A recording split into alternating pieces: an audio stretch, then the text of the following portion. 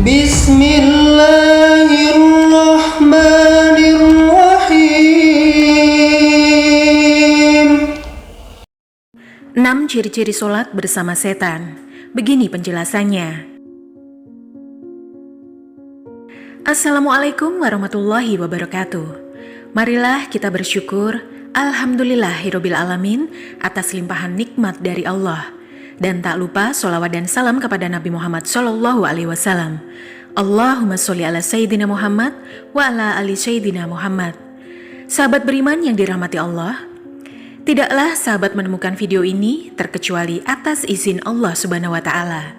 Semoga sahabat selalu ada dalam ridho Allah Subhanahu wa Ta'ala. Amin ya rabbal alamin. Sahabat beriman, setan akan terus mengganggu manusia dengan berbagai cara agar sholat seseorang menjadi tidak sempurna. Itulah ciri-ciri sholat bersama setan.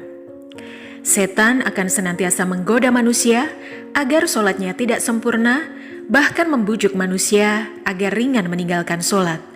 Karena itu, Rasulullah SAW bersabda, "Jika panggilan sholat azan dikumandangkan, maka setan akan lari sambil mengeluarkan kentut, hingga ia tidak mendengar suara azan. Apabila panggilan azan telah selesai, maka setan akan kembali. Dan bila iqomat dikumandangkan, setan kembali berlari, dan jika iqomat telah selesai dikumandangkan, dia kembali lagi, lalu menyelinap masuk kepada hati seseorang seraya berkata, 'Ingatlah ini dan itu.' Dan terus saja dia melakukan godaan ini hingga seseorang tidak menyadari berapa rakaat yang sudah ia laksanakan dalam sholatnya." Hadis riwayat Bukhari. Padahal sholat adalah ibadah yang paling utama dan yang pertama kali dihisab. Tentunya setan tidak akan mudah membiarkan manusia menyembah Tuhannya. Setan akan terus menempel bersama orang yang sholat agar sholatnya tidak khusyuk. Dinukil dari buku karya Dr. Hasan El-Qudsi, 60 kultum dan tausiah terbaik sepanjang masa, disebutkan ada orang-orang yang sholat bersama setan ini. Mereka adalah sebagai berikut. Yang pertama, orang yang was-was dalam niat. Setan membuat hatinya was-was dan tidak yakin niatnya telah sempurna. Mengulang takbir berkali-kali, hingga imam ruku bahkan sujud, ia masih saja dipermainkan setan dalam niat dan takbirnya. Imamul Harumain Al-Juwaini, Imam Al-Ghazali dalam kitabnya Al-Basit, dan ulama mazhab Syafi'i yang lainnya memilih pendapat bahwa tidaklah diwajibkan untuk terlalu detail dalam hal membarengkan niat dengan takbir seperti yang disebutkan, yakni bahwa niat harus benar-benar bebarengan dengan takbiratul ihram dan awal takbir hingga akhir takbir. Tetapi niat sudah cukup dengan muqaranah urfiyah amiyah, yakni kebersamaan yang biasa dan dimampui oleh orang awam. Yang penting ia sudah dianggap menghadirkan kesadarannya akan sholatnya dan tidak dianggap lalai dari sholatnya. Dalil dalam hal ini adalah karena mengikuti generasi awal umat Islam dalam sikap mereka yang toleran dalam masalah ini. Dan pendapat yang dipilih oleh dua orang ini adalah pendapat yang terpilih dalam mazhab Syafi'i. Wallahu alam. Al-Majmu' karya Imam Nawawi. Kedua, orang yang ingat ini dan itu. Saat tengah sholat, setan akan mendatangi manusia untuk mengingatkan berbagai urusan, hingga sholat seseorang menjadi tidak khusyuk. Dikisahkan suatu hari Imam Hanafi didatangi seseorang yang kehilangan barang. Ia lupa menaruh barangnya. Oleh Imam Hanafi, orang itu dianjurkan untuk sholat sepanjang malam hingga menemukan barang yang dicari. Namun baru setengah malam menjalankan sholat, setan membuatnya ingat lokasi barang tersebut. Ketika ditanya mengenai hal tersebut, Imam Hanafi menerangkan bahwa setan tidak akan senang apabila seorang hamba khusyuk dalam sholatnya, sehingga setan akan membuatnya mengingat apa yang ia lupakan saat sholat. Setan mengingatkan ingatan yang terlupa ketika kita sholat. Khanzab adalah setan spesialis pengganggu sholat. Ketika kita sedang sholat, ingat sesuatu ketika sholat, dan teringat akan hal duniawi lainnya, ketahuilah bahwa setan tengah memperdaya kita agar sholat kita kosong, hampa makna dan rusak kualitasnya. Utsman bin Affan pernah bertanya kepada Rasulullah, "Wahai Rasulullah, setan telah mengganggu sholat dan bacaanku." Beliau bersabda, "Itulah setan yang disebut dengan kanzab. Jika engkau merasakan kehadirannya, maka bacalah ta'awudz kepada Allah dan meludah kecillah ke arah kiri 3 kali." Hadis riwayat Ahmad.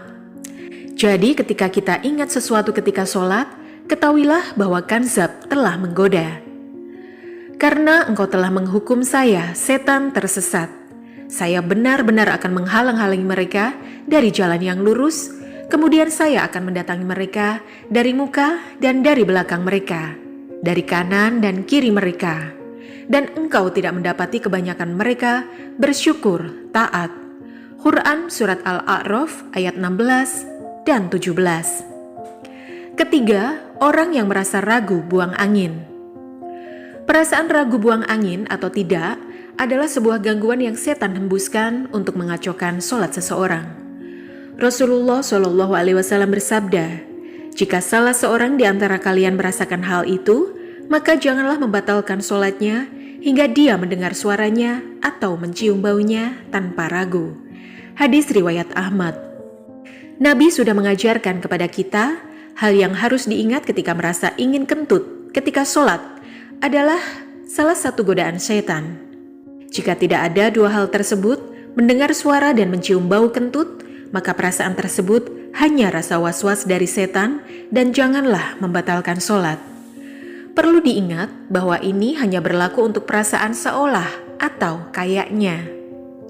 Lain hal jika memang benar terdengar kentut, tercium kentut, atau bahkan dengan sengaja mengeluarkan kentut.